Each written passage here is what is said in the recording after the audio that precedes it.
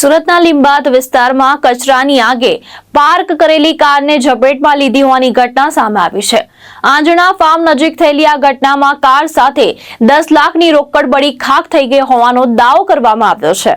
લીંબાદના આંજણા farm પાસે અજાણ્યા શખ્સે રસ્તા પરનો કચરો સળગાવતા લાગેલી આગે બાજુમાં ઉભેલી કારને આગની લપેટમાં લીધી હતી।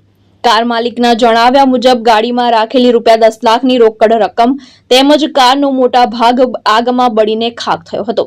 ઘટનાને પગલે વિસ્તારમાં અફરાતફરીનો માહોલ સર્જાયો હતો। સ્થાનિકોએ તાત્કાલિક ફાયર વિભાગને જાણ કરતા ફાયર બ્રિગેડની ટીમ સ્થળ પર પહોંચી આગ પર કાબુ મેળવ્યો હતો। સમયસર કાર્યવાહી થતા મોટી દુર્ઘટના ટળી હતી।